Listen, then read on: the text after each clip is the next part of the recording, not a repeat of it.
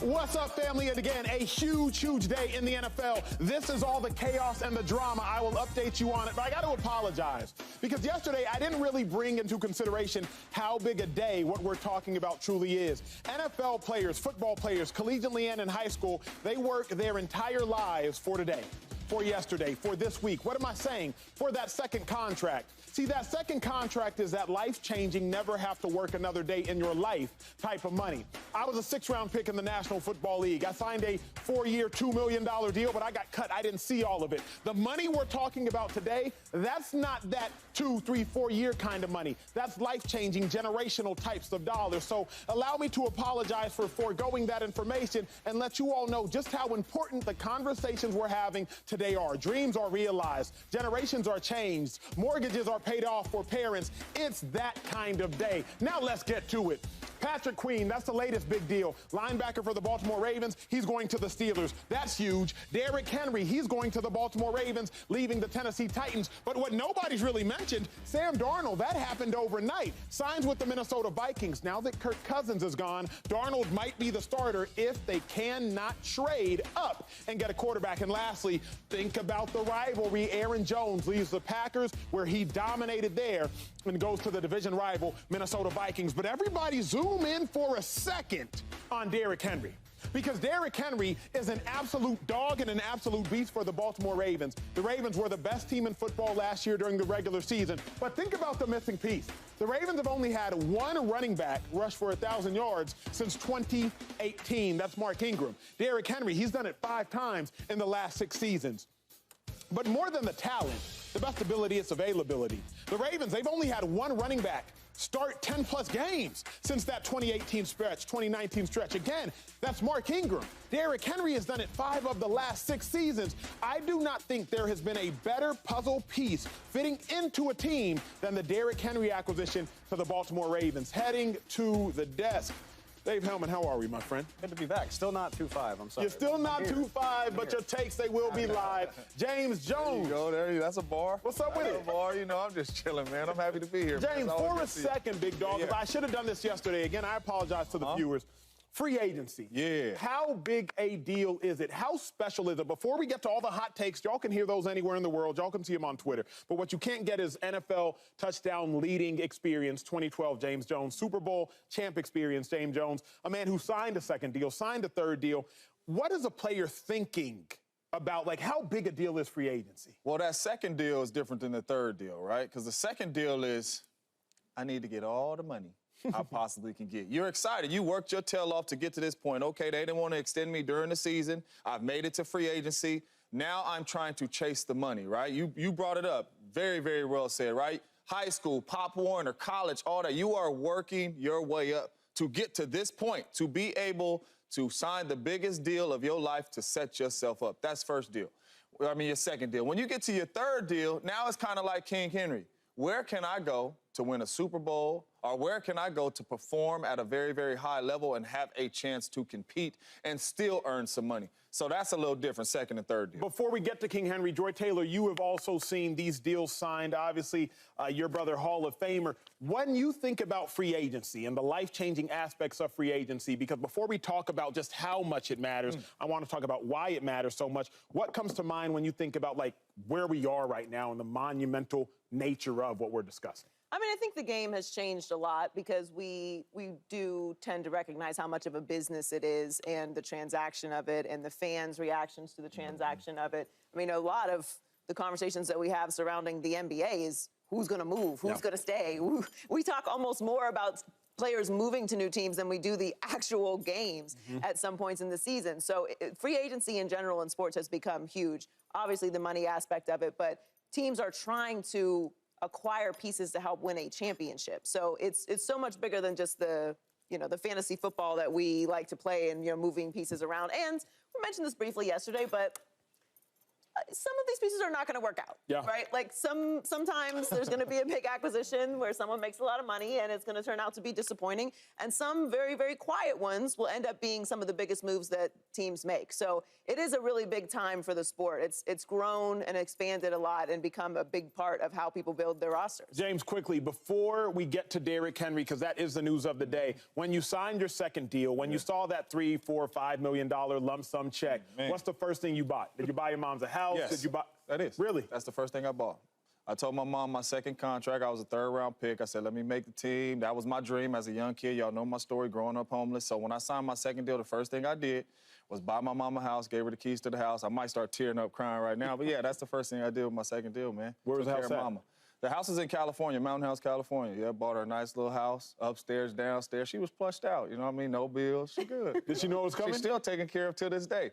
She knew eventually the house was coming, but she didn't know when. So I just picked her up. I said, man, we finna go do something. You know, your grandbabies want to see you. And we pulled up to the crib.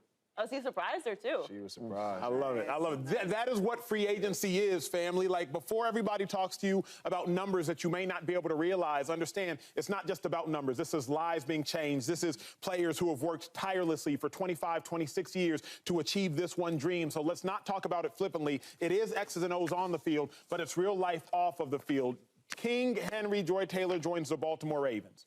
Ravens were the best team in football last year during the regular season. Ravens have not had a consistent running game. Derrick Henry has been the most consistent running back in the last 6 years, including a 2,000-yard season, 1,500-yard seasons. Derrick Henry is the epitome of an NFL running back, and the Ravens lack a running game. What does the signing mean? Does it mean as much as we think and hope? I think so. I mean, I am a big Derrick Henry fan. A king and a gentleman, Derrick Henry, at the big age of 30 years old at a running back position. Ancient by running backs. For sure, but means nothing. He had 1,167 rushing yards last season. That was the second most in the NFL, behind only Christian McCaffrey, who we speak of in very rare air. He led the league with 280 rushing attempts last year, and he has led the league in rushing attempts 4 of the last 5 seasons. He is very consistent. He has a very consistent style of running. And I think that when you think of the Baltimore Ravens, we think of their run game. But you just outlined it. It's not been because of one guy, not named Lamar Jackson. The run game has been Lamar Jackson and committee. And they're plugging players who have done a nice job, but it hasn't really been the guy. And pairing that with what Lamar Jackson does, with the style of offense that they run, which their identity as a team, I think is very exciting. I am, like I said, a big Derrick Henry fan. I think his numbers continue to back up what he is capable of doing.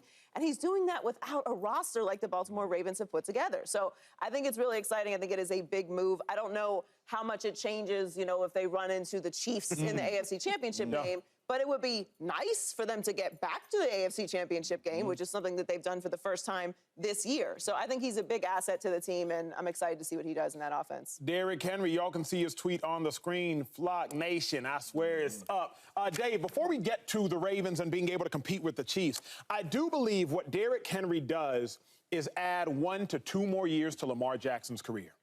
Let nobody forget the most important thing I think he does is add an additional year or 2 to Lamar Jackson's career. Think of quarterbacks that have been incredibly effective and efficient running the football. Michael Vick.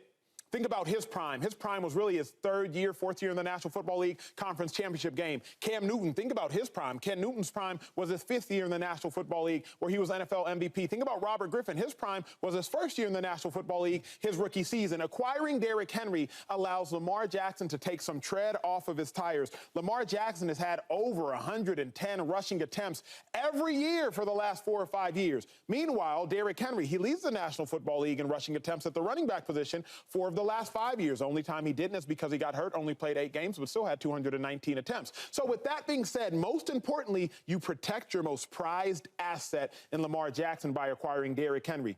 That's cool and all. But what does it do for winning?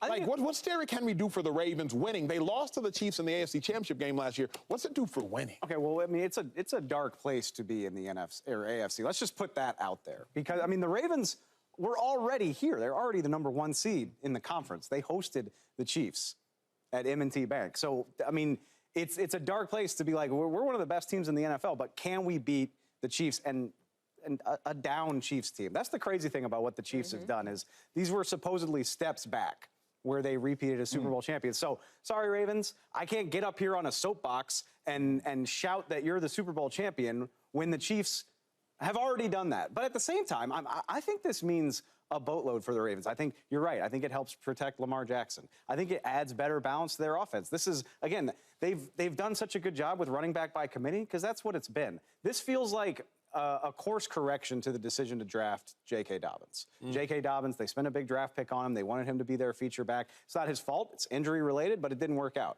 You say, how can we fix that as efficiently, as pragmatically as possible? It's to go get Derrick Henry. And by the way, this is boring, but they did it on their terms. Derrick Henry, who had 1,100 yards last year, King Henry, one of the best, most consistent running backs in the league, 2 years, up to $20 million, $9 million guaranteed.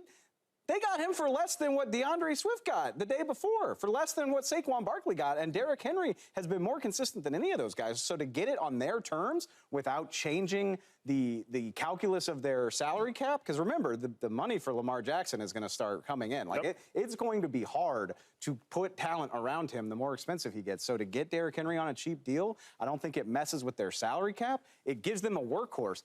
I think about this a lot, James. Remember, we talked about the Steelers beating the Ravens last year, right? It's because the Ravens, when they're not rolling, they've struggled to put games away. That game, one of the most ridiculous games I've ever seen, where the Ravens just could not get that knockout punch, and all of a sudden the Steelers start doing things in the fourth quarter. Lamar throws an end zone interception, and you lose to the Steelers, and the Ravens say, how the hell did this happen? Didn't cost them the #1 overall seed in the long run, but this was a team that I don't think was set up as well as possible to deliver that knockout punch. When you have Derrick Henry, I think you are. I think it makes them a more balanced team, a more dangerous team. Yeah, I didn't think it meant much until I sat down in my locker room and I was like, hold up.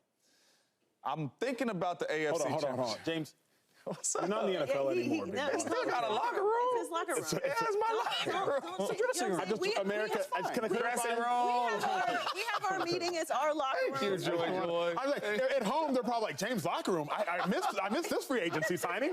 Who did James sign with? He's referring to his dressing room. Keep calling it your locker room, big dog. I don't want to mess up your flow. My locker room, right? As I'm sitting in my locker room with my uniforms in there, because my uniforms is in there.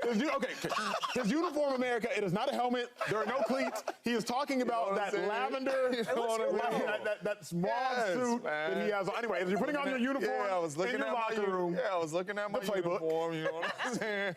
Getting myself ready, and I'm like, they was in the AFC Championship last year, #1 seed against the Kansas City Chiefs, who we feel that was in the AFC Championship game with a worse team, right?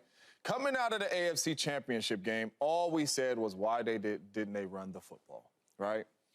Todd Monken came out and said, I wanted to put the ball in my quarterback's hands.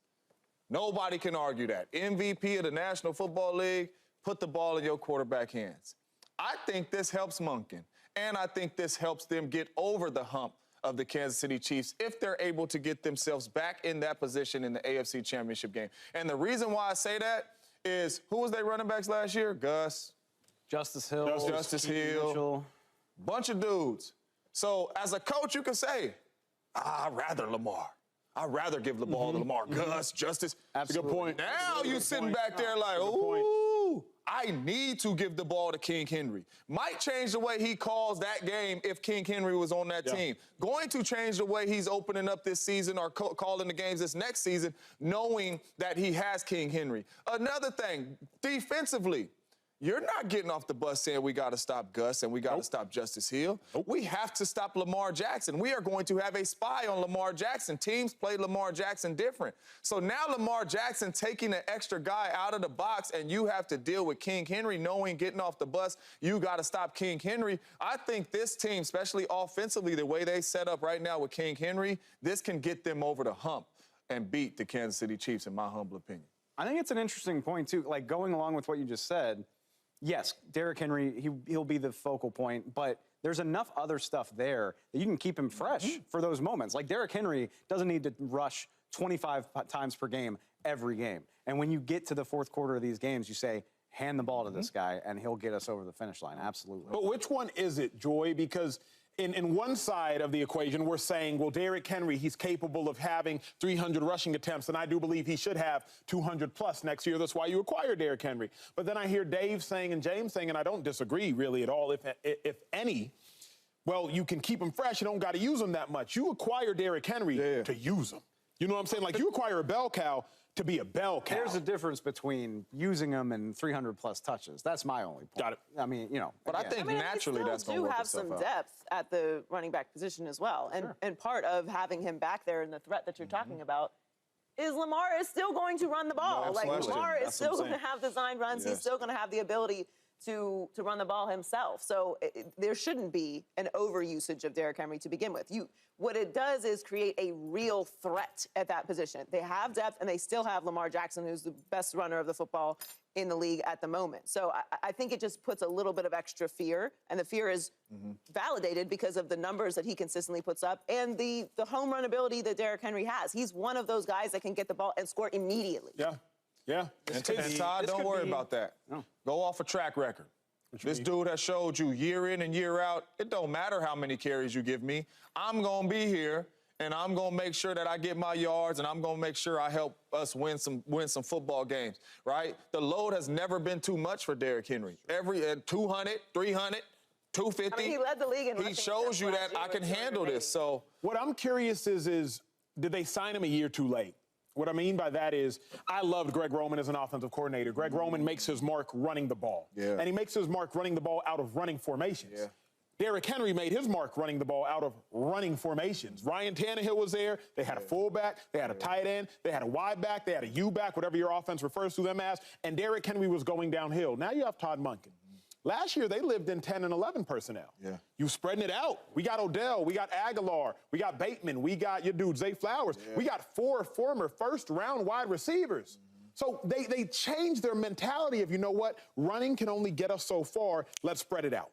Now it appears they're changing their mentality, or maybe not, but at least acquiring Derrick Henry, which tells you, okay, let's lean back into the run game. Do you think, Dave, that they acquired Derrick Henry 1 year too late? I would hope, though, and I mean, you're not going to rewrite your playbook, but a good coach should be able to adapt to his personnel. Last year we had running back by committee, nobody we implicitly trust. This year we have Derrick Henry. Also, keep in mind, Mark Andrews back healthy. Isaiah Likely, their tight end, too, came on strong at the end of last year. You say, hey, we got 2 tight ends and a badass running back. We can pivot this thing a little bit, be a little more open to running in that downhill style.